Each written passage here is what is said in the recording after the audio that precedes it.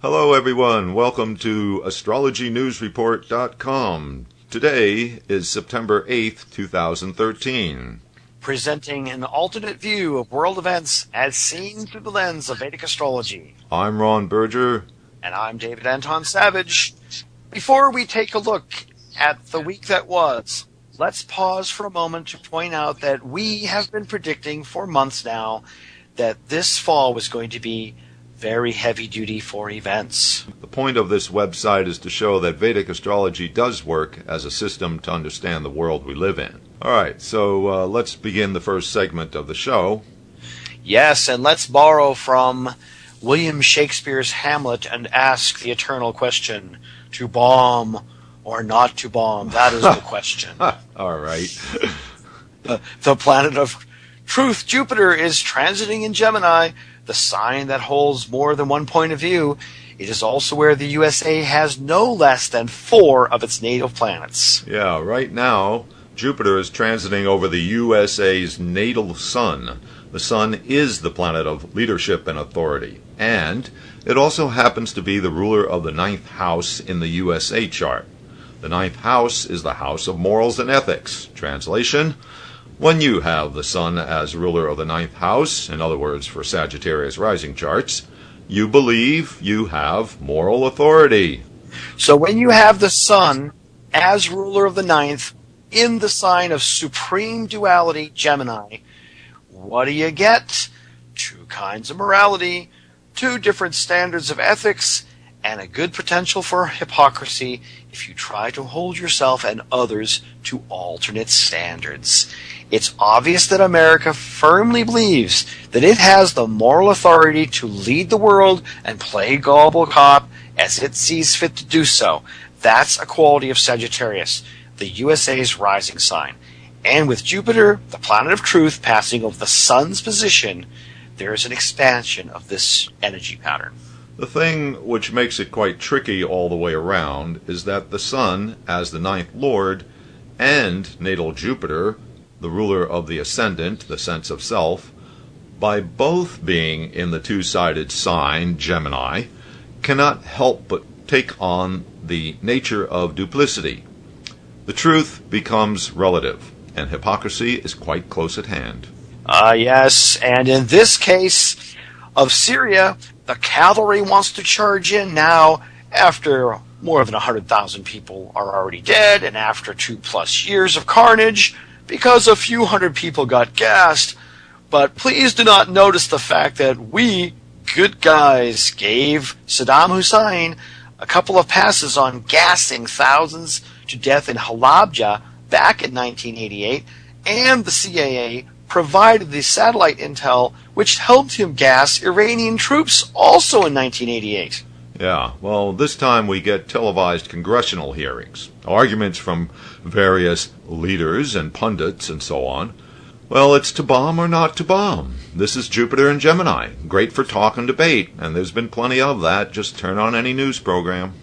By last Wednesday, it appeared that most key congressional leaders and, of course, administration officials have come out in favor to the bomb option, but polling shows the American public is 60% or more for the not to bomb option. Demonstrations against striking Syria were held all over the U.S. on the weekend, and at Vatican City, nearly 1 million people participated in a Peace for Syria vigil. Jupiter in Gemini also is inclined to a bit of hyperbole. A lot of the debate is about the war. The administration officials have been trying to counteract that Jupiterian expanded thinking by emphasizing this is just an action, not a war. Sure. We aren't starting a war. We're just going to go in and blow some shit up. No biggie. Just a bunch of cruise missiles. No one's going to react badly to that and retaliate, would they? Oh, yeah. The transit of Jupiter in the USA's 7th house of partner countries has produced some positive effect. Russian President Vladimir Putin told reporters that he gets where President Obama is coming from. Putin said his differences with Obama aren't personal and aren't permanent. the president of Russia said he is against one-sided strike against Syria. But then he also said that Russia could get behind military action if it's proven incontrovertibly that the Bashar al-Assad regime used chemical weapons, and assuming the UN Security Council endorses a strike. But of course, that won't happen. So we're back to talking and debating and on and on. That's a good example of Jupiter's signification as the planet of conciliation here in Gemini, the sign of diplomacy. Yeah, but just in case diplomacy doesn't work, Russia already has 5 warships off the coast of Syria now, including a guided missile carrier, across the way from their naval base, which is at the port of Tartus in Syria. All right, leaving that for now, let's go to another part of the heavens. Venus was going into its own sign, Libra, last Thursday as the G20 summit got down to business in St. Petersburg, Russia. Libra is the idealistic sign of balance and fairness. Venus is the planet of agreements. But Venus has to contend with Saturn and Rahu. Rahu, being one of the eclipse points, indicates obscuring and confusion. Saturn is the planet of resistance to change, and all 3 planets are now receiving the nasty square aspect of combative Mars from its position in Cancer. Tensions were high as President Obama landed in Russia last Thursday for the G20 summit, amid controversy over the impending U.S. intervention in Syria and Russia's anti-gay laws. As we have predicted previously, with this many malefic planets afflicting Venus, coming to any kind of agreement has got to be very highly problematic at this time. The summit was basically a flop. Obama did not get as much approval as he sought. The Syria situation remains unresolved. You could say that Saturn, the planet that resists change, won in this go-around. All right. Going back to a topic we have talked about for the past few weeks, Saturn is the planet of established order, and Rahu, the planet of transformation, are both in Libra, the sign of fairness and equality. And this has brought about new rules that seek to correct some of the unfairness in our laws, specifically the rights of same-sex couples. Last week it was equality in filing federal income tax for gay couples. This week it's the Department of Veterans Affairs' turn to jump on board.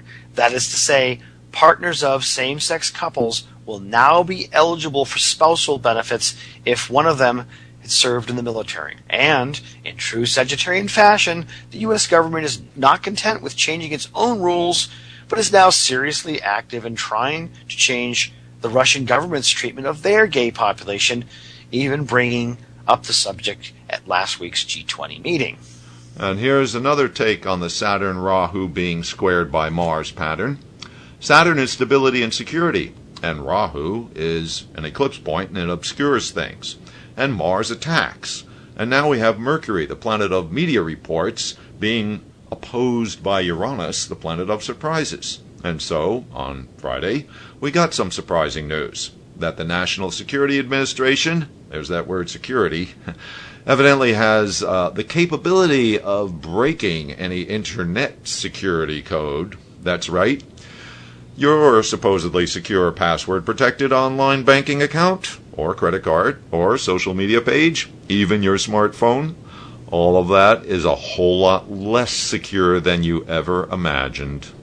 Let me guess, this disclosure comes courtesy of famed NSA leaker Snowden, who is now in Russia, who has documented how privacy on the internet is a false view of reality. And let me add that this subject is very much linked to the USA's current Mars major period, Mars being the ruler of the 12th house of hidden actions for the USA. And note that Mars itself, transiting in Cancer, puts it in the USA's 8th house of secrets. All right. So much for privacy in the age of the internet. And with that, we bid you adieu until next week.